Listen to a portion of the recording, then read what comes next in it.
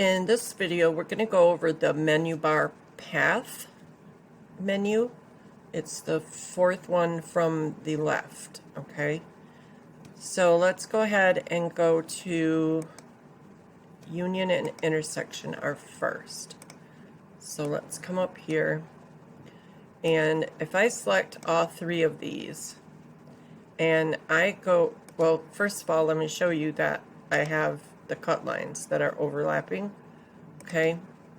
And I do path union. It's going to take those inside parts away, and then my cut lines are exactly the same as what this looks like.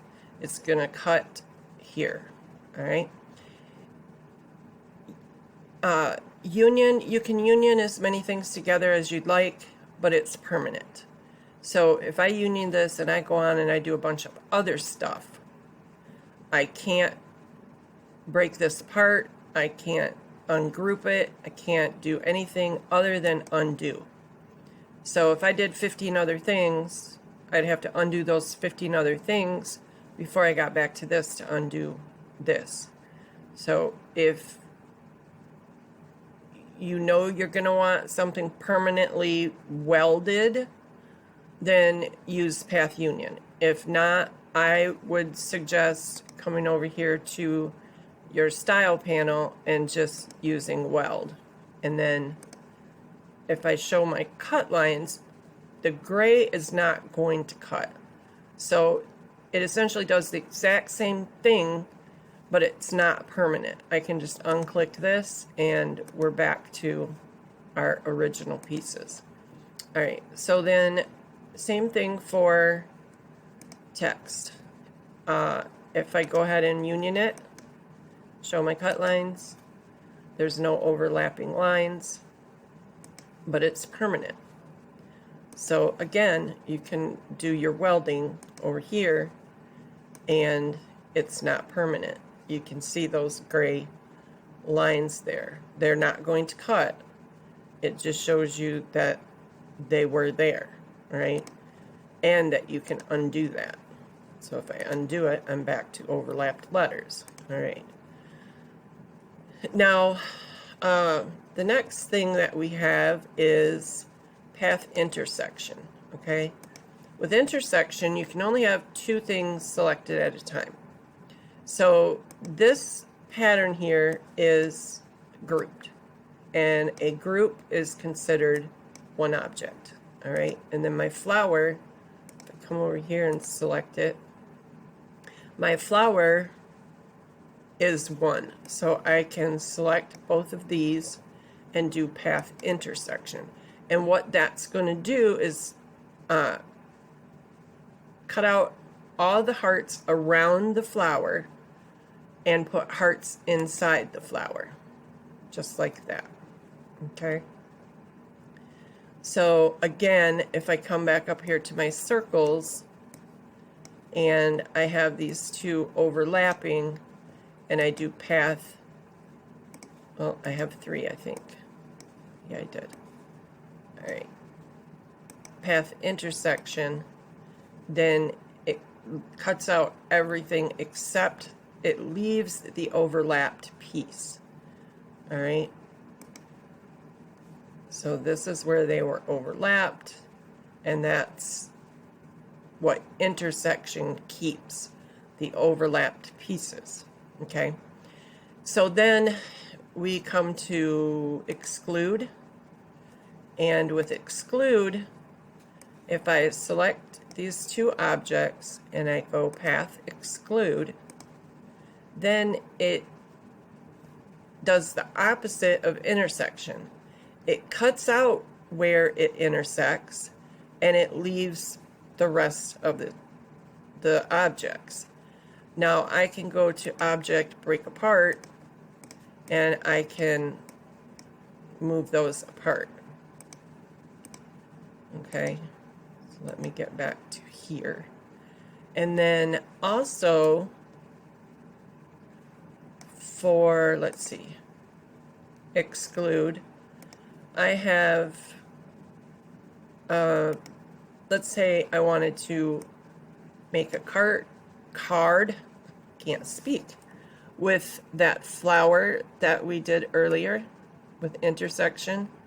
So here I have a 5.5 by 4.5 card, piece of cardstock, we'll call it. And I'm going to select that, hold shift and select that flower. And make sure that both of these are selected. And then I'm going to go to Path, Exclude. And why did that change it to green?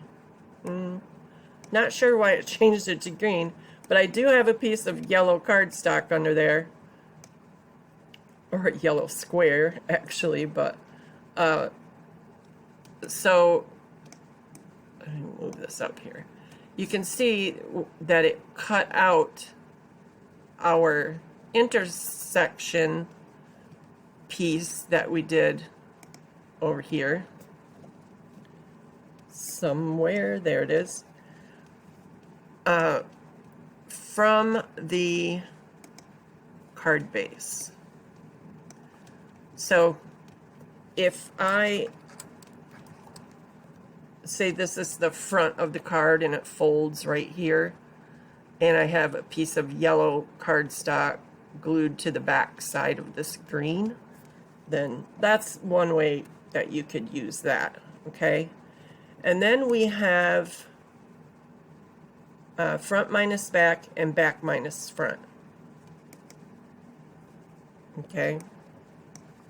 So both of my circles are on top of these rectangles. So for front minus back, you can only have two objects selected again. And front minus back leaves the front, but it cuts out the back wherever it was overlapped, okay? And back minus front cuts out whatever's in front into the back and leaves the back, okay? That's how that works. So then we have Path Simplify. So let me get a new page here. And I'll just type out something as I always do. And let me see if I can find a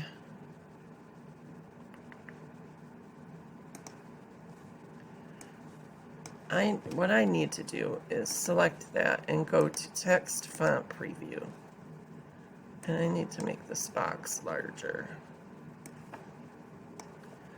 And I want to bring this down because I need a skinny kind of font. I'll just use this one. Okay. And let me enlarge that. Okay. Now, if I go to Path Simplify, it tells me that I have 250 nodes, and it has simplified it down to 114.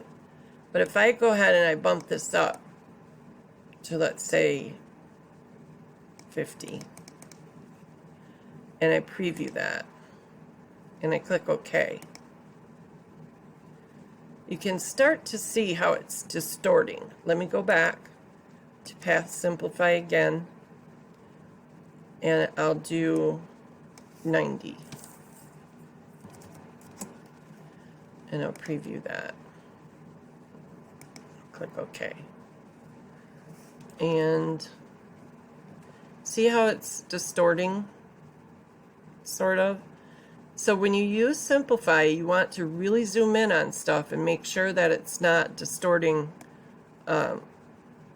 Here you can really see it. Distorting whatever it is that you're simplifying. But simplifying is good to use because it reduces the nodes, therefore it takes less time to cut, and it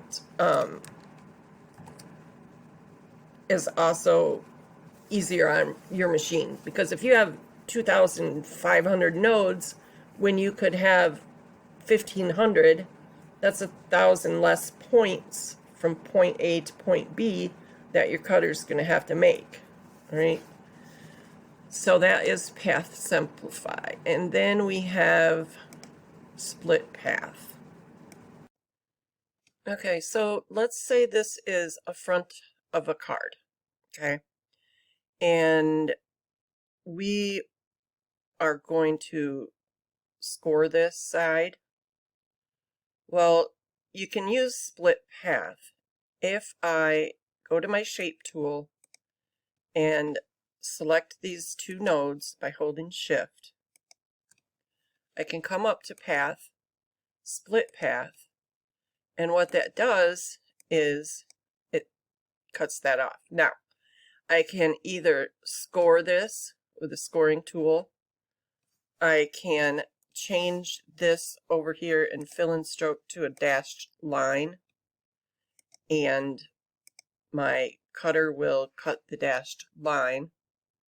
Or I can just leave it off completely and it won't cut this side of the card at all. So if I select this, if I can get it selected, there we go, and put this back here,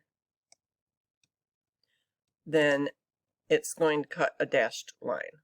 Okay, so that's kind of what split path does. It splits it up where you can take it out or do whatever you want with it. Okay, I hope that makes sense.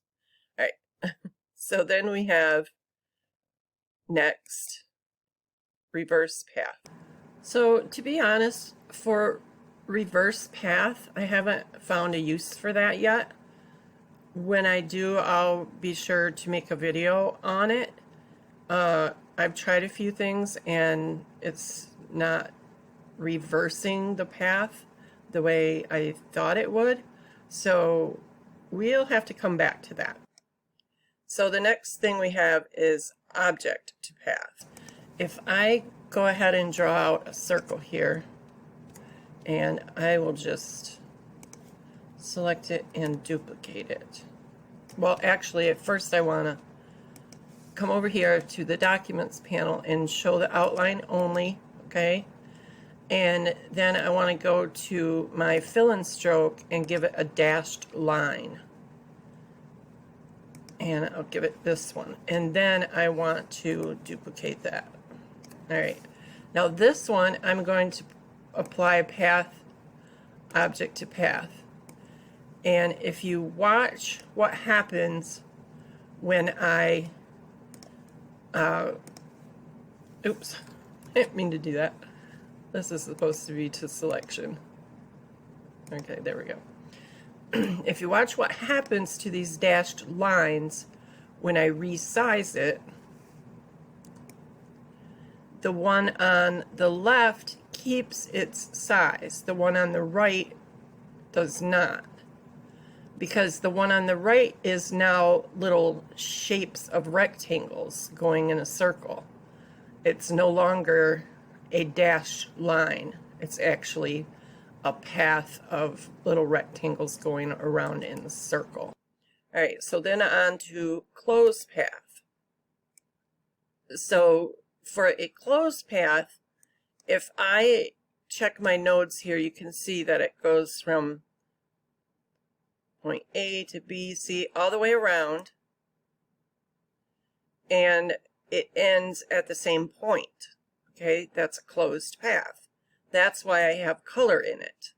So this one here I drew with my draw tool and it's not closed. So I can come up here to path, close path, and it's going to draw a straight line from one end of the open path to the other. Okay, and this one I drew with the freehand path, close path, and it closes the path. But it doesn't have color, so let me go ahead and give it a color. and then it is filled in. Okay, this one was a circle where I just split the path between two nodes, and again, path, close path, and it closed the path. It doesn't have a color, so I will give it a color. Okay, so that's how closed path works. And if you are using your draw tool and you're drawing stuff, and sometimes you'll not get exactly inside the node and you can't figure out, well, why isn't it filling with color? And that's because if you zoom in far enough, you'll see that it's not closed. Okay, so in that case, you would want to close it. Okay, so that is closed path. So for joined paths, here I have, let me zoom in. I've drawn 2 lines with my pen, my draw tool. And let's say I want to join these to make it one. Well, first of all, actually, let me zoom in even closer. You have to get them pretty close, all right? So let's say I just put that there. Now you can see that they are uneven.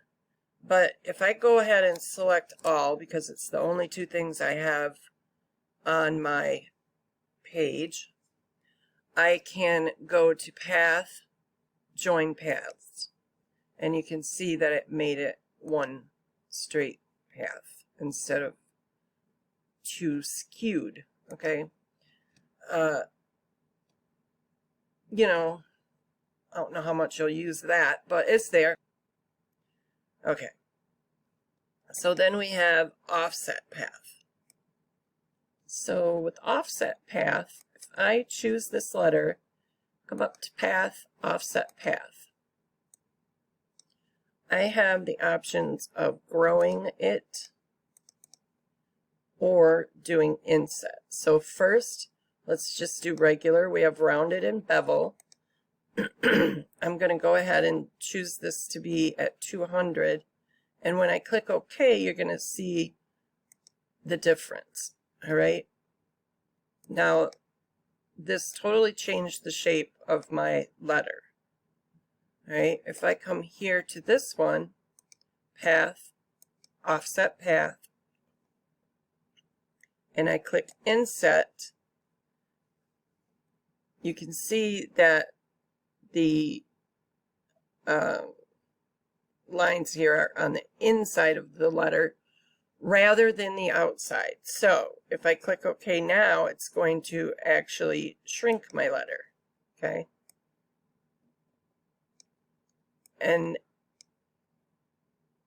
these are permanent changes where if I go to Effects, Shadow Layer, Contour Cut, and here I have the same thing. I have shadow, shadow, rounded, shadow, straight. And if I grow this, you can see that it's gotten larger. Now I'll click OK. But here it keeps my original shape and just adds a shadow layer. So that's the difference between the Effects shadow layer and the Path offset path. Now there is another scenario where you could use the offset path, and that's with tracing images. Sometimes you'll have like a white outline around them from the white background. You can use it for that. When I get to tracing, I'll show you about how to fix those kind of images. All right, so then on to stroke to path. All right, so for stroke to path, I'm going to just draw a little line here.